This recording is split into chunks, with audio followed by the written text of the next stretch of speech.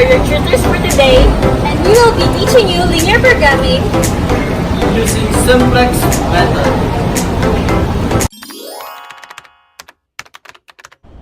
The first step of the simplex method requires that we convert each inequality constraint in an LP formulation into an equation.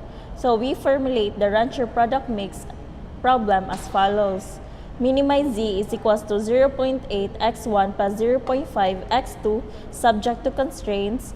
First constraint is 15x1 plus 20x2 greater than or equal to 60, and the second constraint is 10x1 plus 5x2 greater than or equal to 30.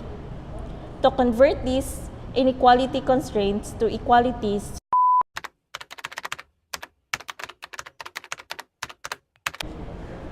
so the standard form of the constraint for constraint 1 will be 15x1 plus 20x2 minus s1 plus a1 is equals to 60, and for the constraint 2 will be 10x1 plus 5x2 minus s2 plus a2 is equals to 30.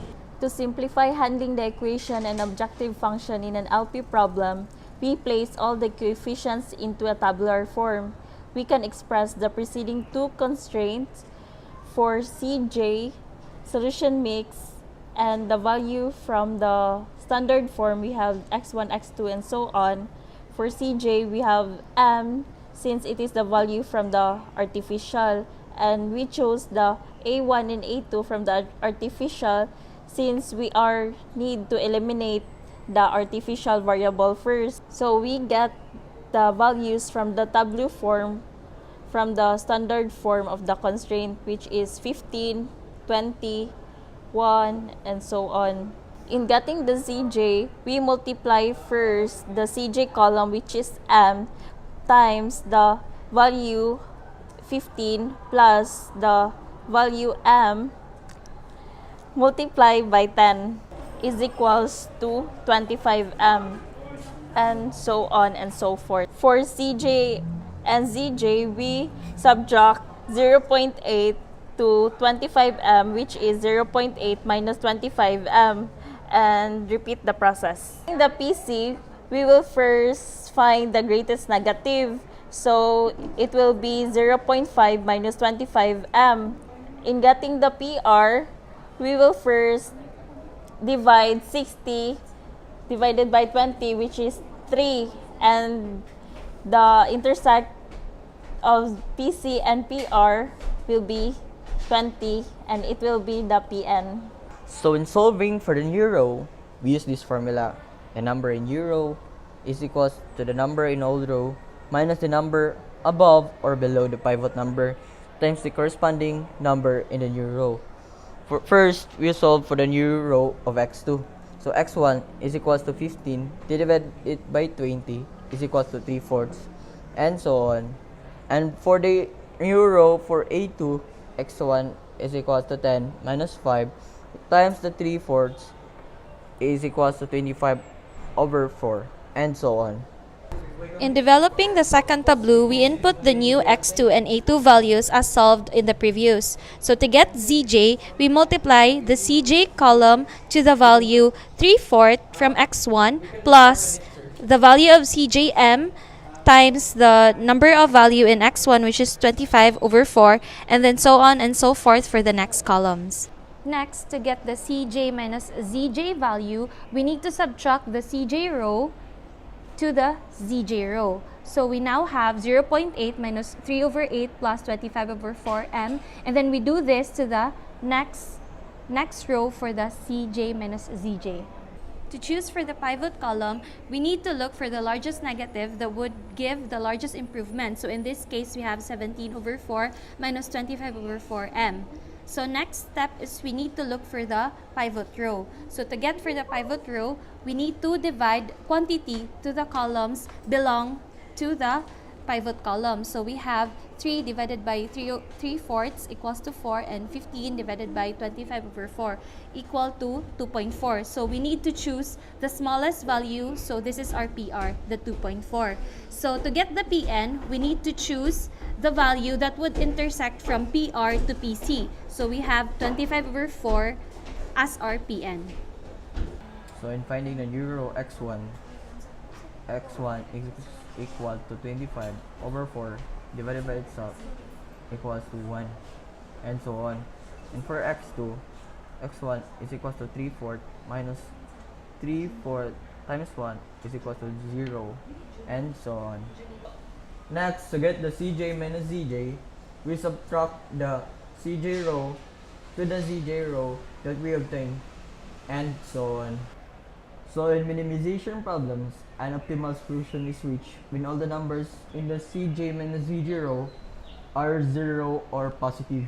So now we obtain our optimal solution, and we already get our optimal number, which is 2.52 for our z, and x1 is 12 over 5 and x2 is 6 over 5. Hello guys, we will solve a maximization problem using simplex method. In solving the maximization problem, we will still use the process same with solving the minimization problem. Here, we have maximize profit, which is 12x1 plus 3x2 plus x3, subject to constraint, which is 10x1 plus 2x2 plus x3, less than or equal to 100 for the first constraint, 7x1 plus 3x2 plus 2x3 less than or equal to 77 for the second constraint, and 2x1 plus 4x2 plus x3 less than or equal to 80, which is the third constraint. Transform it into equality, which we have this, and from equality we will transform it to standard form, which is 10x1 plus 2x2 plus 3x3 plus s1 equals to 100, 7x1 plus 3x2 plus 2x3 plus s2 equals to 77, and the third constraint, which is 2x1 plus 4x2 plus x3 plus s3 equals to 80.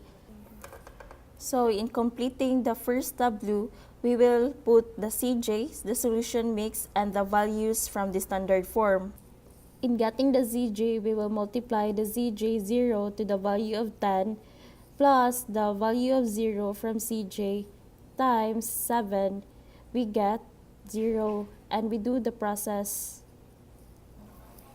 In getting the Zj minus Zj, we will subtract the 12 from Cj minus 0. We get 12. We will solve these Cj minus Zj repeatedly.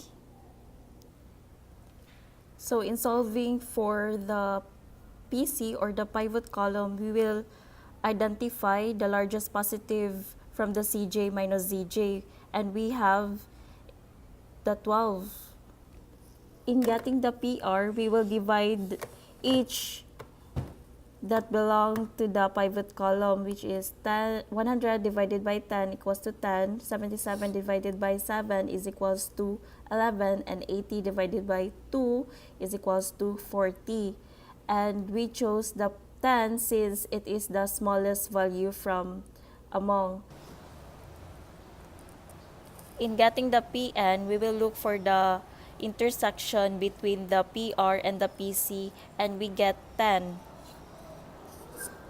So in solving for the values for the next tableau, we use this formula: new row number equals to the number in old row minus the number above or below the pivot number times the corresponding number in the new row.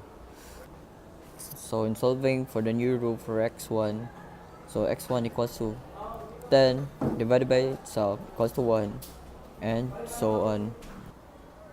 So in solving for the new row for s2, we use the formula that I was mentioned earlier: number in old row minus the number above or below the pivot number times the corresponding number in the new row. So 7 minus 7 times 1 equals to 0, 3 minus 7 times 1/5 equals to 8 over 5, and so on. And for the new row for s3, we also use the formula that we use in s2, which is the number in old row minus the number above or below the pivot number times the corresponding number in the new row. So here in x1, we have 2 minus 2 times 1 equals to 0, and 4 minus 2 times 1/5 equals to 18 over 5, and so on. In developing the second tableau, we input the new x1, s2, and s3 values. So to get the zj, we need to multiply from the zj column to the values from each columns. So we now have 12, 12 over 5, 6 over 5, 6 over 5, 0, 0, and 120. Next, to get the zj minus zj row, we need to subtract from the zj row to the zj values. So we now have 12 minus 12, 0, and we need to repeat the process for the next values. To choose for the pivot column, we need to look for the largest positive value for the maximization problem. So we have 3 over 5. And next, to get the PR, we need to divide the values that belong to the pivot column to the quantities. So we have 50, 35 over 8, and 50 over 3. So we need to choose the smallest value, which is the 35 over 3. And then when we get the PN, we need to look for the intersection from PC to PR. So we have 8 over 5. So in solving for the values for the next tableau, we use this formula: new row number is equals to the number in old row minus the number above or below the pivot number times the number in the corresponding new row. So in solving for x2, which is our pivot row, we just divide 8 over 5 in all the values in the x2. We simply use the formula number in old row minus the number above or below the pivot number times the corresponding number in the new row. So in our x1, we have 1 minus 1/5 times 0, which is equal to 1. And for x2, which is 1/5 minus 1/5 times 1, which is also equals to 0. And so on. For solving the new row in our S3, we also use the formula which we used in the x1 row. So it is the number in old row minus the number above or below the pivot number times the corresponding number in the new row. So for our x1, which is 0 minus 18 over 5 times 0 equals to 0, and 18 over 5 minus 18 over 5 times 1 equals to 0 for our x2, and so on. So after solving for the values for each row, we now obtain our optimal solution. We reach the optimal solution if the values in the cj minus zj row is 0 or negative in a maximization problem. We now obtain the optimal value for z, which is 122.625, and for s3 we have 177 over 4. For x2 we have 35 over 8, and lastly we have our x1, which is 730 over 8. That's all, and thank you.